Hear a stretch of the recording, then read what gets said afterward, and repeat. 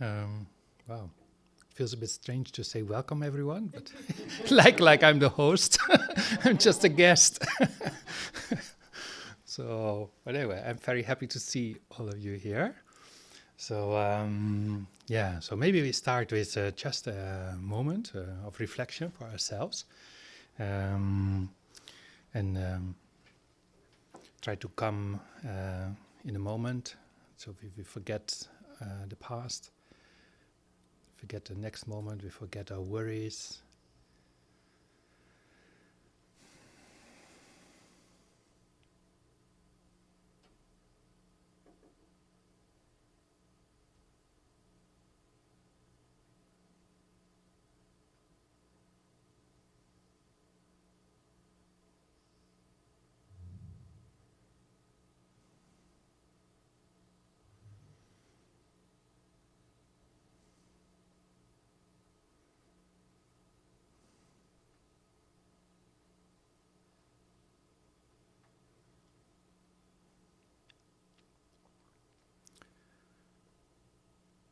And then we can try to remember what the goal of our life is.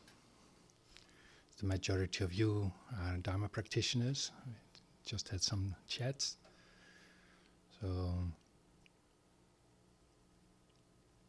you might have an idea what enlightenment is or liberation.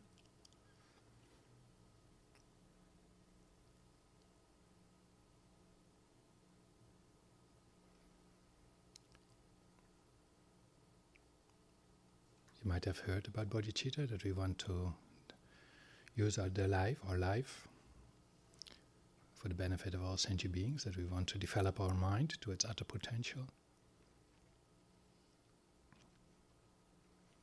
So we set our motivation that we want to use these coming hours also in the most beneficial way.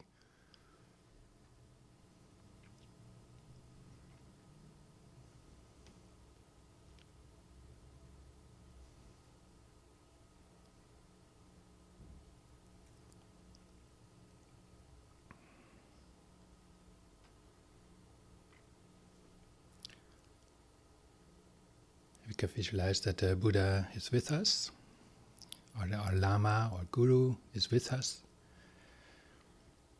You can visualize him in his current aspect, or as Buddha Shakyamuni, the historic Buddha. So we can recite 3 times the mantra, Buddha Shakyamuni, Taita Muni Muni Ma Muni Yasoa, as a way to receive his blessings, inspiration, and bringing our mind to this state. So I do 1 time, and then we can do 3 times together. Taya ta muni muni ma muni soam. Taya ta muni muni ma muni soam. Taya ta muni muni ma muni soam. Taya ta muni muni ma muni soam. So we can visualize that the Buddha or the Guru dissolves into light and enters the crown of our head and enters to our heart to become one with us.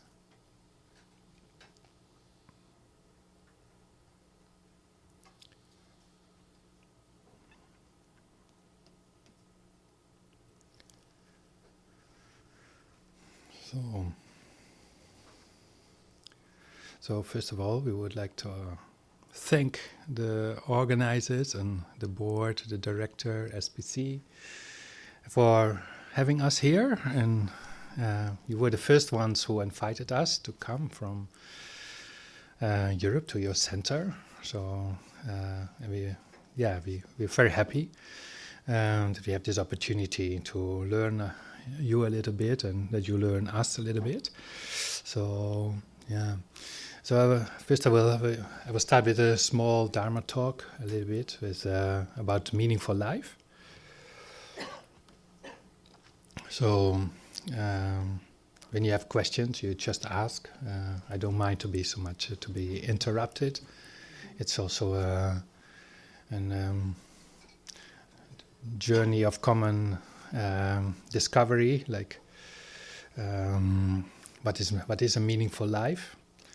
So I think it can last around 1 hour, maybe a bit shorter, and then we can continue. We have a PowerPoint presentation, so we can use that to talk a little bit about our monastery and the new project of our monastery.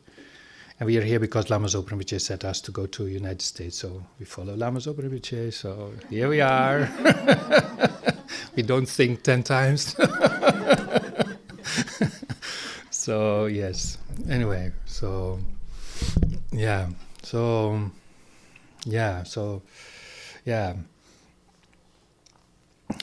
meaningful life. So what is a meaningful life?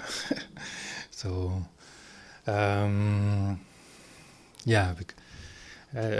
maybe we can make any moment meaningful. So, and in a broader context, how do we lead a meaningful life? And of course, we are all already Buddhist. I think the majority of you, maybe a few, might be relatively new, but I heard already quite some people who are coming here for 10 years.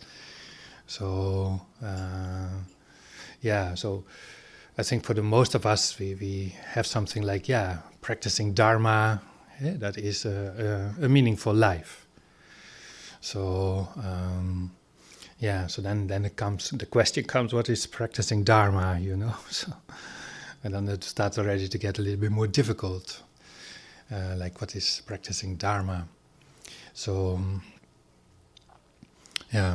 there is this story of someone who wanted to practice very sincerely and was doing meditation, and then there came a Lama around and he said, it's very nice that you do meditation, but you better can practice Dharma. And he thought, maybe it's not the right thing to do. So he went to a stupa, did a lot of circumambulation, and then came the Lama along, and he said, very nice that you do that, but you better can practice Dharma. So he, at the end, so that's a good question. Like, what is practicing Dharma? If we do some studies, is that practicing Dharma? If we do meditation, if we sit quiet on a mountain, is that practicing Dharma? If we help a neighbor, is that practicing Dharma? So, So I'm very inspired by Lama Zopa Rinpoche, who's our holy guru, also of this center, and spiritual director of our monastery, and anyway, many more centers. But so that Rinpoche was one time doing retreat, and of course Rinpoche was already very special, but then he did retreat, and then he read a text from his former reincarnation, The Door of Satisfaction, I think. And he said, wow, I realized I never practiced Dharma. I'm a very long monk, and I never practiced Dharma,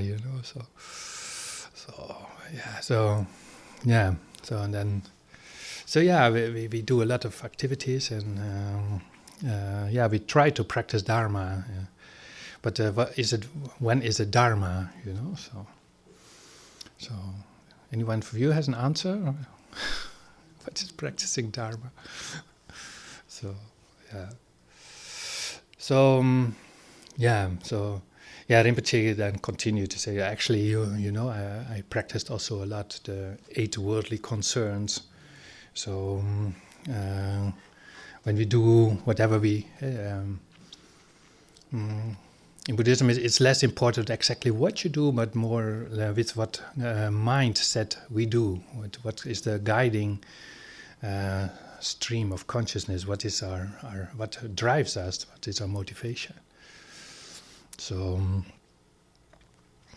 he said, if you practice a lot of 8 worldly dharmas, that's only creating more suffering, and it's only creating more imprints for hell realms and sort of a lower rebirth. Let's say it like this, lower rebirth, you know. So and it's not so easy to practice Dharma, actually, if you see like that, because even if we do meditation, just we had headache and then we do meditation, then we feel good again and we feel spacious. It's not automatic Dharma. So so if practicing Dharma is still a difficult thing. You can be monk, but then still it does not mean that we practice Dharma. So it's something really to think about. So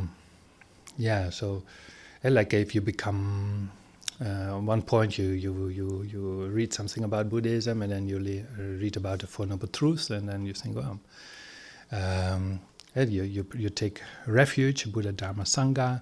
So from that moment on, you can call yourself Buddhist.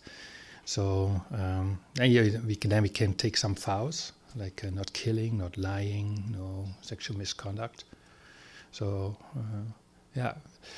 So are we practicing Dharma if we do that? You know. So it's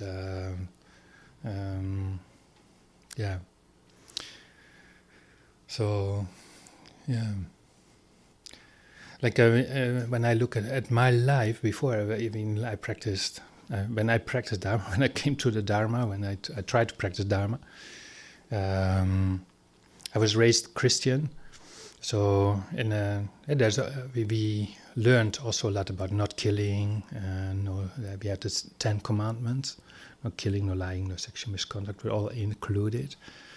So a lot of people practice this, but is this practicing Dharma? That we can ask ourselves. In that time,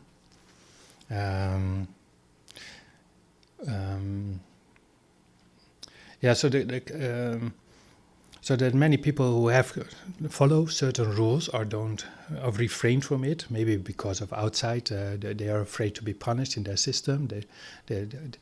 They don't kill because of external pressure. So others, they have already some sense. It's not so good, to take someone's life. And when I look back at my youth and how my family also lives, in general, we're constructive people. They work hard, raise children.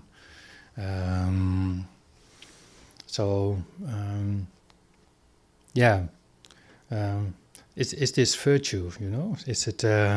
Does it lead in the future to happiness?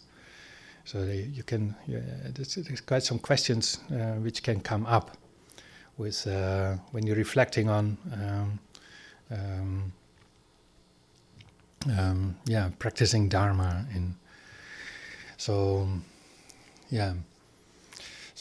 When people ask me, what's Buddhism about? What is the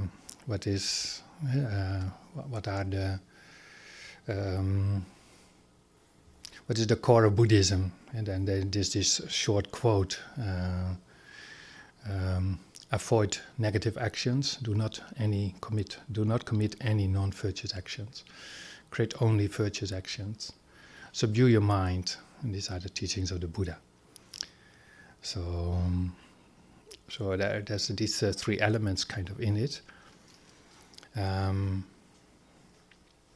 Because when I compare it sometimes with how I was raised, with the kind of people who were constructive and in general nice in society. I try to see, like, is this really subduing the mind? Like, actually, maybe one of our features is that we try to not only follow rules just because they are rules, but also, what is behind it, and we need this purpose and this long-term view. Where do we want to go with our mind? Where do we want to be on longer terms? So what is practicing Dharma? So anyway, Lama Zopa, one of the directions he gives is that we do too much things with the 8 worldly concerns, and if we do that, then actually there's no Dharma in our mind. When we take just because we have a kind of suffering state, and then we take something, it's just not practicing Dharma. So what? So the 8 worldly concerns, they, I think Venerable Rubina said, they are really professionals. They are, we are so long time habituated to do certain activities. And it's so deeply ingrained to strive for what we call the worldly concerns, to strive for pleasures, avoid the opposite, strive for pleasant sounds or pleasantness, and avoid like negative sounds like criticism. We want to have good reputation, not bad reputation. We want to have nice words, not hurtful words. And we want to have things, then we feel more secure in this life, instead of letting go or losing our things. So this this striving only for the welfare only of this life is very strong, very strong, and that's a fat situation. So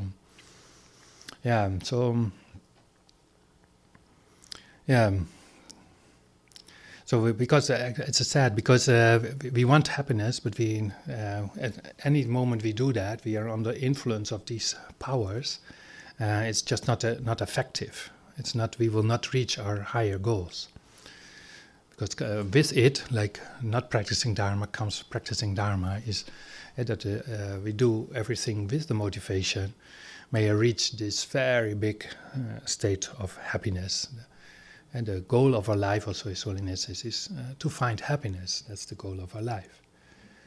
And not the happiness of one ice cream, and then, then the next day we want at the same time again an ice cream, and all these very temporary pleasures. But still they appear to our mind like as appealing the whole time. Like they are so professional, and and everyone has his own ways of or his own ice creams. Where some person is always doing games, or losing time with other person just striving for becoming famous and giving everything for it. And if at the end when we don't get it, then we are in big trouble. Then aversion and comes up when we don't get what we want. Aversions come up. Even when we get it, then we want more. There's no end to it. Even if you're Olympic champion, then you want to be American champion, then you want to be 2 times American champion and 3 times, because in the past was also sometimes 3. Someone was 3 times champion. So there's never enough. You're never number 1, kind of. So there's this strong mind which we have, and which manifests in our own ways. We have to detect everyone for him or herself. What are these professionals working like that? We do things with this drive, when we see the disadvantages of it, that it leads to frustration, never satisfaction. It's an important insight. So because of it, then we are close to the three poisons. The attachment and aversion are very manifest. Ignorance is on the background, a little bit less manifest, but that's actually the whole cause. But so fighting our demons in our pursuit for enlightenment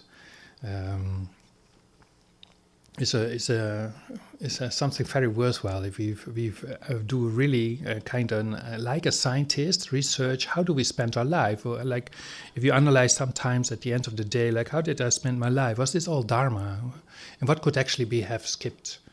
Or what could I have done with another motivation? Not only I just put on a lamp, or because the room has to be light, but did I do prayers with it? Like, did I see this as a way to create merit? As but you could have done a prayer with it. May everyone has light in this world. May all the depression go. And so we can analyze, yes, for ourselves, like what activities in daily life. We could have done differently, or which other priority we could have made. And there's many addictions. There's many ways in which these eight dharmas manifest, and it prevents us from having a meaningful life, because at the end there comes suffering from it. So so we have to work with, as a kind of scientist, like how did we spend our time, and if you're a monk or not, or in your daily life, or your work. So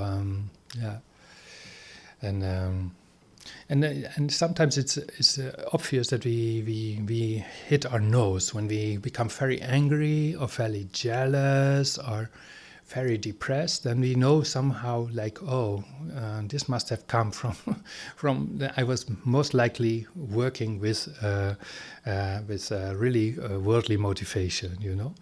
The chance is big, so let's analyze it sometimes. So I did not get my ice cream. I did not get my favorite television series today on the tele, or the boyfriend or the girlfriend who I love so much, he or she did not smile at me today, or had no time for me. So we can analyze, like, when difficult emotions come up, and So, and then even for our temporal happiness, it's best to immediately stop being angry, because to just reflect on the shortcomings of the painfulness of these emotions, which is contrary to our natural wish. We want to be happy, and then we are not happy because we are angry. We are jealous, So, so it's very bad for our health to have these states of mind, and we poison our own mind at that moment with these states of mind. So we become victim of our own reaction to a situation in reality. And while these emotions come up, the opposite is not there. Like when anger comes up, we can become so furious, and we look for a person to blame, and it means that same second our love is on holiday. It is not there in our mind. We have this potential to love someone, but no, it's not there. There's only anger, and you want to destroy someone, or you want to hurt someone, or you. And jealousy is the same. It's you want to have that cake, or you want to have that ice cream, or you want to have that beautiful girlfriend or boyfriend, or you want to have, and the other has it, and or the beautiful car, or this holiday, or this healthy body. Maybe when we have a kind of sickness, we project it on others, and there's. That moment, rejoicing is on holiday. The joy that the other has nice things. The other has something. Wow. Somehow the other person has created cause conditions. You don't know why, how, whenever, but somehow the other has this cause condition, and just rejoice for the other person. And it has immediately an effect on your own mind. So every time the jealousy is manifest, you cannot be the opposite. The opposite is absent. But as soon as you can realize, like when anger or jealousy comes up, we can turn it around. And we have this power, and by reflecting on this doesn't feel right for ourselves, you know. We are contrary to what we want. We want a happiness, isn't it? So we have to go back to this state of mind, which is happy also for the other, that the other has something. And these 8 worldly concerns are really a big problem. It's a big problem on the road. So because it prevents us from really practicing Dharma, and so sometimes I give this answer like, well, what is Buddhism about? Sometimes I say, it's about the 3 principles of the path. It's the renunciation, bodhicitta, and wisdom, realizing emptiness. So when we practice one of those, like a renunciation, like with this motivation, like, I really want the big happiness, I want to reach enlightenment for the welfare of all sentient beings. Then bodhicitta is actually always like this. Bodhicitta is by nature almost like this. So then we come closer to what the positive forces in us. Like what do we want? What do we want? Really want? And leading a meaningful life in Buddhism, we can take on a certain point refuge. We can take the 5 lay vows: not killing, not stealing, no lying, no sexual misconduct, and abstaining from intoxicants. Then we can take bodhisattva vows, which relate a little bit also more to other people.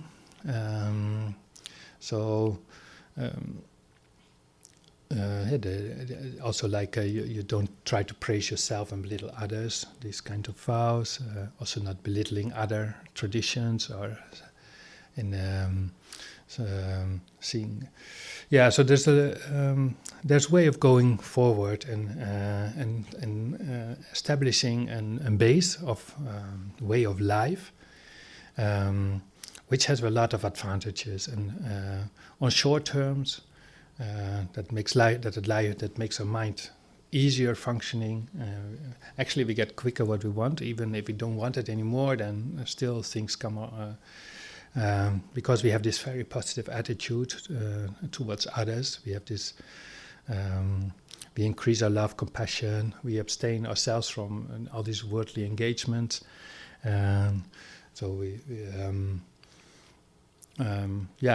We try to study a little bit about the wisdom realizing emptiness. How do things exist? How does our mind function with things which appear to our mind? So then life becomes the more we are able to do that, and the more we can overcome these worldly concerns, the more satisfaction that comes automatic in our mind. And so the main thing really when it's about meaningful, when the first association we have with meaningful is love and compassion for others.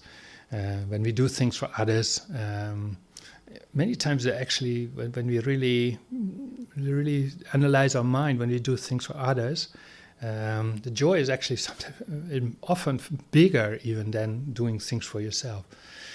And even people who are not practicing Buddhism, they live for their children, they live for their family, they live for others, and they say, this keeps me driving, not even working for my own self.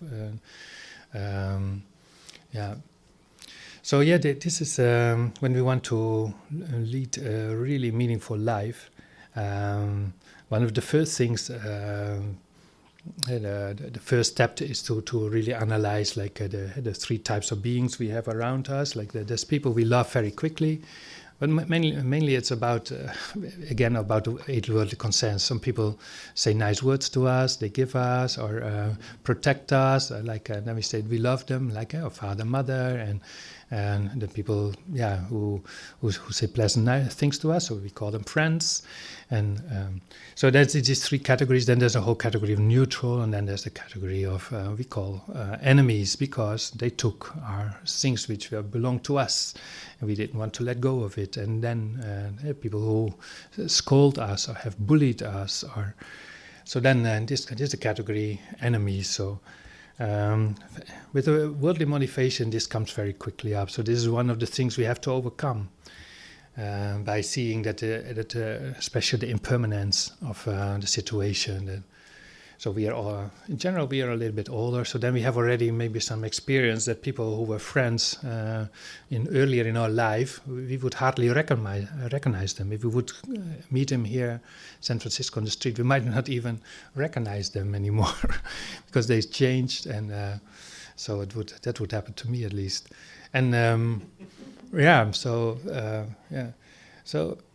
there's and then there's people who were neutral, and they become your friends. And then there's people who are neutral, they become enemies. And sometimes we have to be married with people, they become enemies. So because we have different viewpoints, different interests, and we don't solve the situation, and then we see them that they create problems, and we can easily see them as so this is something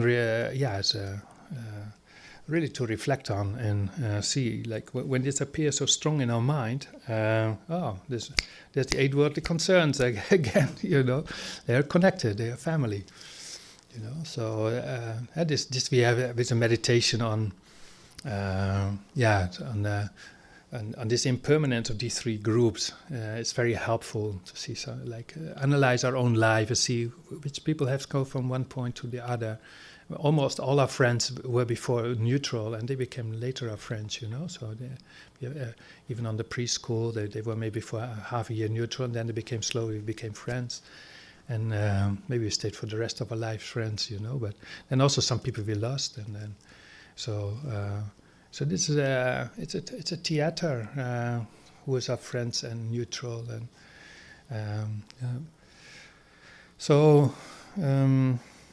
this is one of the first things to how we reflect on. Personally, I like also very practical reflection on, and also Lama Zopa Rinpoche recently. I read recently a teaching of him about eating rice. That rice came from so many animals, and even a few rice corns. So many animals were involved in producing it, and then of course the farmers, and then the people who transported it, the people in the shop, and then sometimes other people cooked for us. So the food which sustains my body at this moment was due to thousands and thousands of sentient beings. The kindness of sentient beings. So remembering the kindness of sentient beings. So at classical, it's you have to remind that everyone has been our mother. So, but personally, for me, it's a bit more stronger that how many people today dedicated their lives for my happiness today. Like from starting with our father, mother, who gave us the body, then all kind of teachers who have learned our things. Here, the clothes. Who made it? I did not make it myself, So it's, I think everyone, you can look at your clothes, think like, where does it come from? Who has been involved? Who has made it so nice? Because I like to wear it, but it's due to others. Others made this clothes for us. We sleep under a roof because our body needs protection. Our body cannot have all kinds of temperatures. So, who the people might have already died in the meantime in the house we live in, So the carpenters who made it, but they made it, It was other people who protect our lives, And then in the whole society, how many people not contribute that we can have here free speech and free thinking, free exploration of our how we perceive things. So. For me, sometimes this works more better, like because I see so much like the kindness of others around me, and yeah, everything I touch or everything I do, every movement I make is due to others. It's due to the food I had that I can make this movement, and I can walk. And the car I did not make myself. The streets we use here, we did not make ourselves. We use all the portable computers. So we love all these things, and we use it, and it's very practical. But yeah, so for me, remembering kindness of others in this way works very much, and yeah, helps me really to keep a positive outlook and deep gratefulness to others, and of course and that's for me kind of the base for big love and big compassion. Anyway, so you can also reflect on that, like just a practical, like almost all our happiness comes from others. All happiness, every recognition, every smile, yeah. So depends on others. So and then I wanted to repay this kindness somehow in some way, having this deep wish. That may I somehow, whatever, using my capacities, and may I develop higher capacities to be later even of more benefit to others. At this moment we have to deal with our level we have now, but of course we hope to develop one-pointed concentration in the future. Then you're more clairvoyant, and you can help others better actually than when you have so much obscurations you cannot even see read the minds of others. And anyway, so that's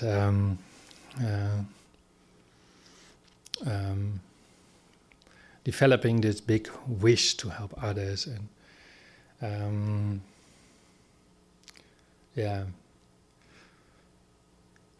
yeah, this I find most mind-blowing.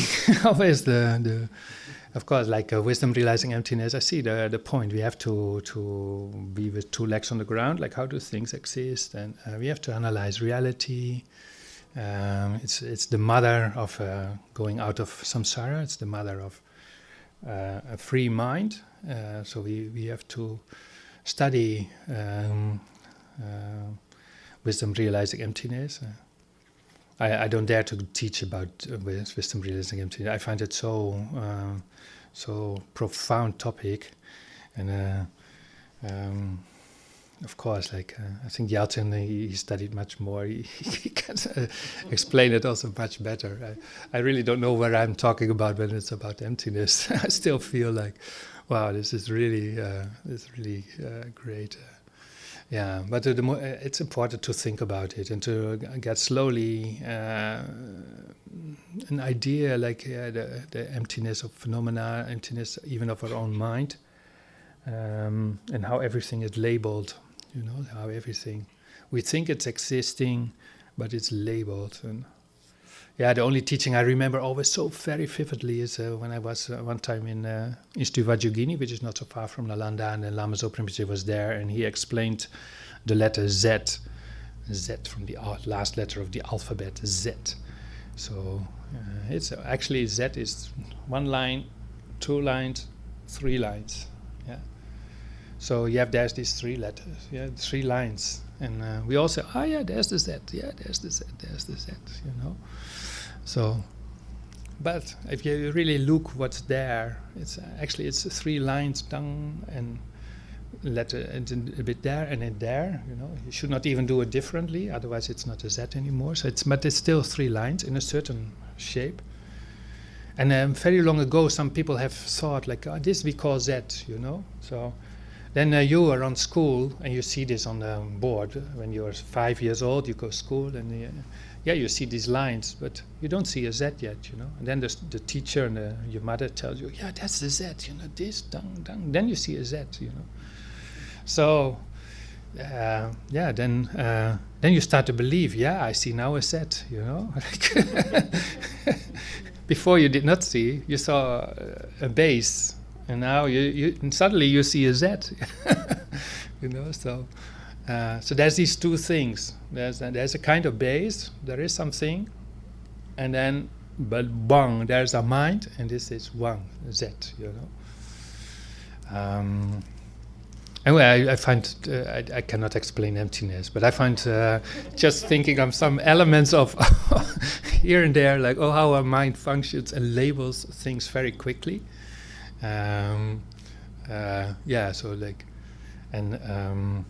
and then on top of that, can also add attributes, even if there's the base is there, but you say, oh, what a beautiful Z, or what an ugly Z, there comes there comes already the interpretation of, there comes something with it. You just see the base, and then wham, I like, and then it comes, I like this, or I don't like this, or wow, and there comes a kind of grasping sometimes, like, oh, this I want to have, so.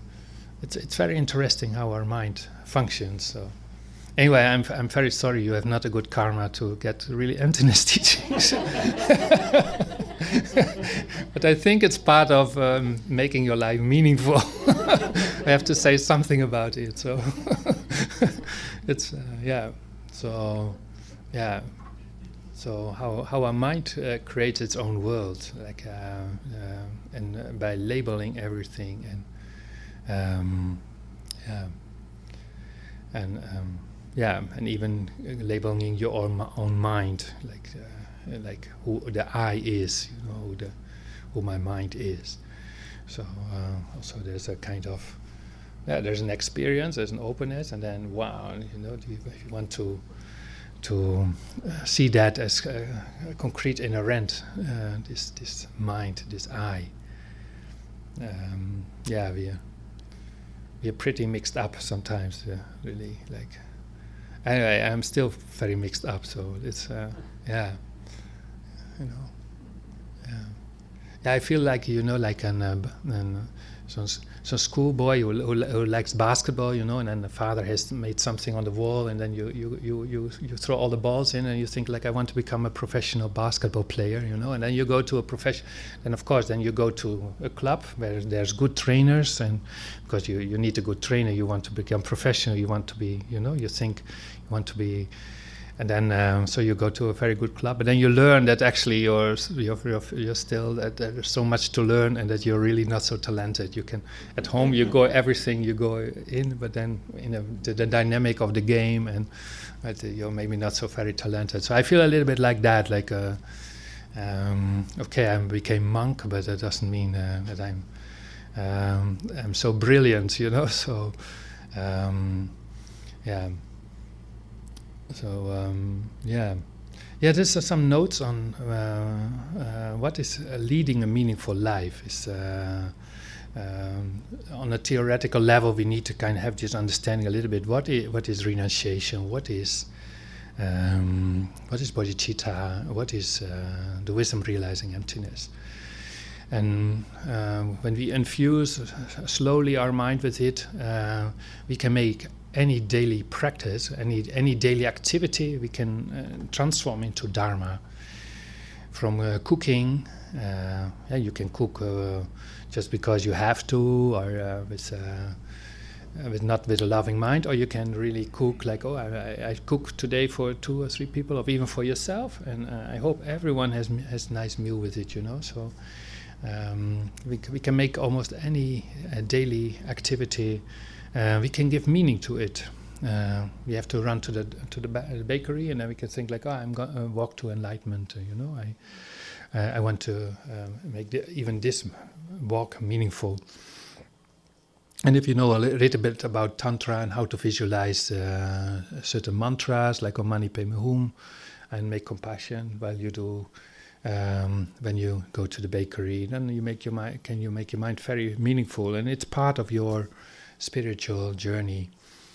And then of course Lama Zopa Rinpoche has given us a lot of advice over that. There's so much practice. Actually my Geshe and my very first teacher in the Netherlands, he said actually, Buddhism is too much. There's so much practice.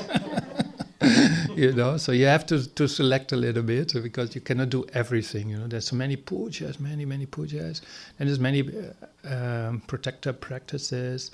And we have there's many purification practices to do, like prostration, 35 Buddhas, of Vajrasattva, and there's so.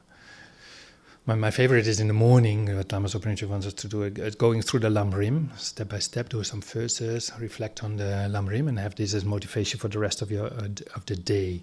So it's always good to do a meditation in the morning and the evening. So actually, because in Lamrim it says, there's instructions for meditation, there's for in-between meditation. So actually we should see all the other activities in daily life as, this is in between my meditations, So in the morning, Rinpoche said it's good to do, for example, the 35 Buddhas, a few prostrations, that's purification. And going through the Lamrim, and then there's some mantras where if you do these mantras, it has a blessing for everyone you talk to that day, for the ones, even if you touch animals, then you give a blessing to the animal in that way. So, of course, it needs a kind of faith, it needs to some reflection on how mantras work. So you do these mantras, and also all the practices that day is 100,000 times stronger. So there's this in the FMT, I think they call how to make a life meaningful, and the morning practices. I don't know exact title anymore. But anyway, that's always my favorite in the monastery, or to start with, because of course, like when I wake up, then your mind is still drowsy. Sometimes doesn't want to really wake up. It's very self-concerned. It's a little bit in its own world. Sometimes you're still in your dreams, or you had sensational dreams, or even scary dreams. But so you're still in your own bubble. The first 10 minutes or 15 minutes. So then, doing these mantras, it really connects with the whole universe, with all beings. So that sensation to connect with others, make the step from my inner bubble to others, it makes me anyway, it's one of my favorite practices. Then, and then do some prostrations every morning, at least 3. There's always it's not so much effort, and almost everyone has time for that 3. It's very specific, but it has a very specific good karma as a result. We want a lot of good. We want, for happiness, we want a lot of good karma. We want to have resources, we want to have friends, we want to have health, and every of these different types of what we call happiness states, of fortunate states, has its own causes, conditions to create. So in the monastery, of course, when we have to do protectors at the end of the day, then we do Vajrasattva at the end of the day. So then there's certain pujas. So there's a lot of different practices. Then there's certain practices were specific for certain obstacles in your own life, so you can and depend on what kind of situation you are. And so in Nalanda we do in the weekend always medicine Buddha puja almost every Saturday, because there's so much demand for it. We got a lot of requests for it. For me, one of the advantages living in a monastery is that you go quickly in the flow of what is organized, and it's just there. You just don't think, you go, and then you try to be in the moment and do the practice. And it's it's around the corner. Before I was monk, I went to a Dharma center 2 hours from me, and then you have to go for Guru Puja. I left 5:30, and then 8 o'clock was the Guru Puja, so it was then finished 10:30, and then I was by 12 o'clock was home. I always remember that, because when you're in a monastery, that this is actually the luxury, that you just go out your room and 2 minutes later you're there. And many of the other monks have the task to prepare the puja, so that goes very, very convenient. You do very quickly a lot of pujas with a group. There's the power of the group. So yeah. So, and then there's you can even do retreats. Also, Rinpoche says, being active for a Dharma center like this, it's like doing a retreat. Like if you take obstacles on yourself and you have to do endurance, because you have to organize, and sometimes you feel alone or you feel tired, and you still have to do it. So you overcome inner obstacles, and you create really a place where other people can come and can have life-changing experiences here in such a center. So that's also one way of creating a lot of good karma. Change this. So there's many ways to make life meaningful in a certain way. But it's less that we do it, the act. But it's mainly our inner activity and the guidance that we want to reach this big goal. We want to reach enlightenment, this very big state of happiness, this very profound state of happiness. And that we want to pay a price for it. Like if you want to become world champion, it has a price. You can less go to the movies, but you have a reward, kind of, and there's nothing in the world so worthwhile as practicing Dharma, because not practicing Dharma means always that there comes frustration at the end. People want to become famous, and then they are famous, and then still a lot of famous people, they commit suicide. It's really shocking. They give all their life to become famous. They have done so much. Everything was in the context of becoming famous, of successful, and getting a job, or getting on the screen, or getting on the television, and they manage, and then they are there, and then this is not a big happiness.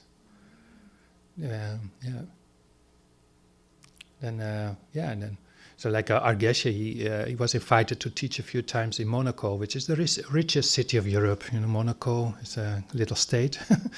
It's half France, but anyway, they had their own king and so on. And many people live there for tax reasons also, of course. So.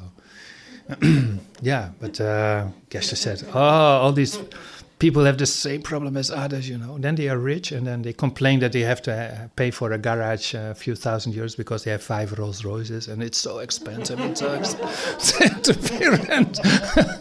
And then the others, my children don't want to see me and don't want to talk to me, so they have the same problems as people somewhere else. The children don't want to speak to the parents. They have family problems, and the separations, So. Today, then you dream, when I'm rich, then I'm happy, It's not like this, Then you're rich, and then people don't like you anymore, and then you're alone, and you have all the same problems, as other people. You might not have good health, It's not you're rich and then you have no health problems anymore. Or you're in nirvana. No, it's not like this. Yeah.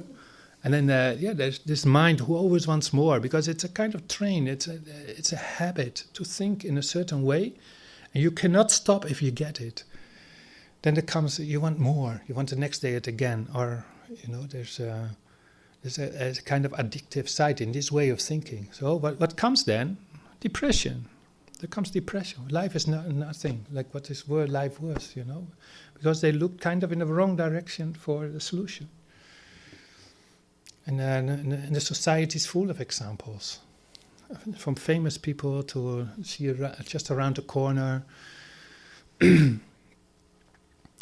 So I think we have to realize the nature of our mind and live for the welfare of other sentient beings, and have this view, like whatever I have, may it also be for the happiness of others. There's no value in only for myself this whatever I get or whatever. When I become famous, may it be for the welfare of other sentient beings, When I become a millionaire, may it be for the welfare of other sentient beings, So then you can still make all kinds of decisions which Yeah, so it's not you may not have money anymore. Or in the beginning, when Buddhists came to the West, and people thought, oh, the Buddhist, that's a harsh life. You may not have anything, and you may not smile, or you may not this. No, it's not like that. But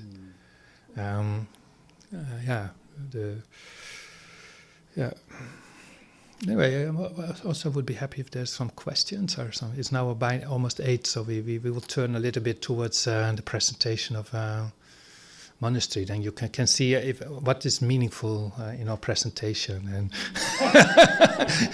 you can ask all kind of smart questions to see if we lead a meaningful life in our monastery, and if the project is really meaningful. In what way it's meaningful? Yeah, Is there any question?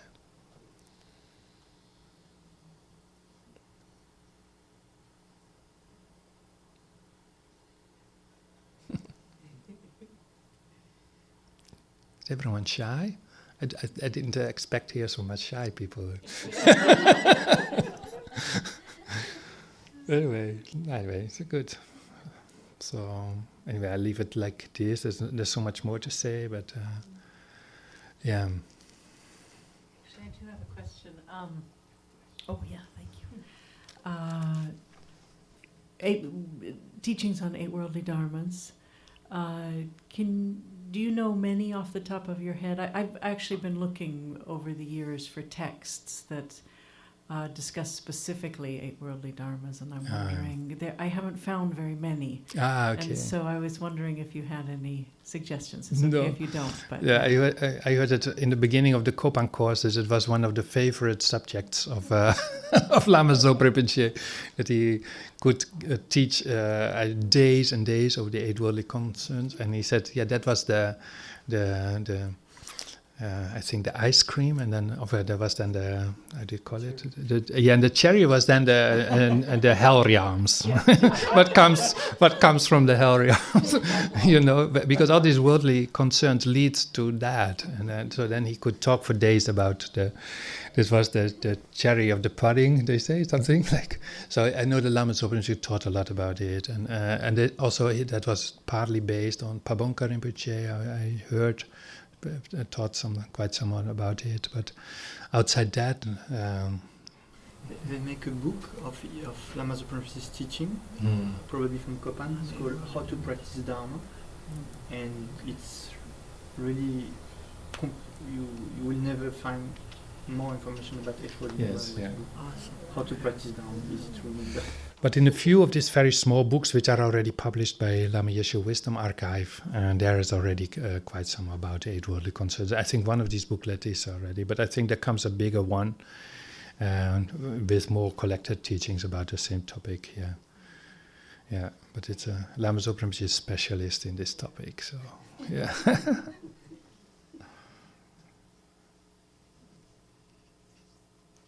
Yes, one more question, Michelle.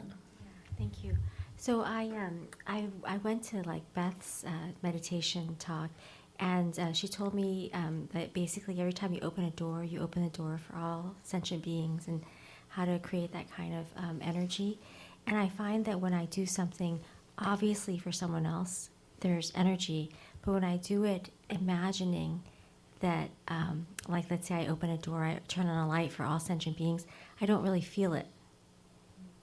So how do you make it real, I guess, or where do you get the joyous effort, I guess? Okay, from practicing in daily life with all your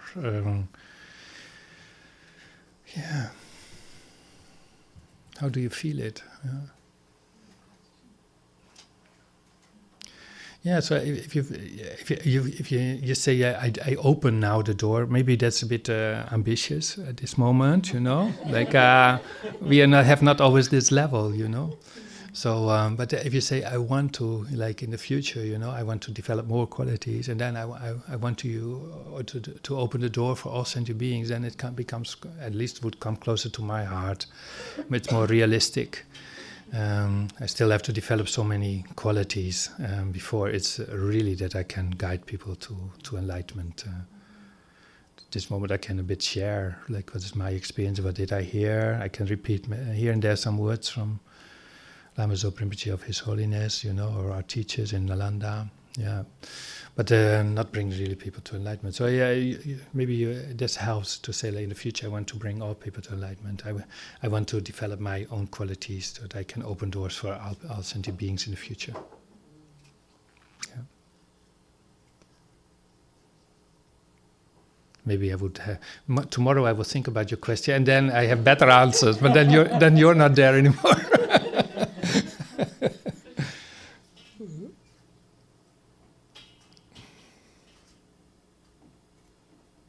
Yeah. Okay, it's 8:00. So, would you have like to have 5-minute break, or should we continue it in one go to 9? 5 minutes break, 10 minutes, 5-minute break. It's good. Yeah.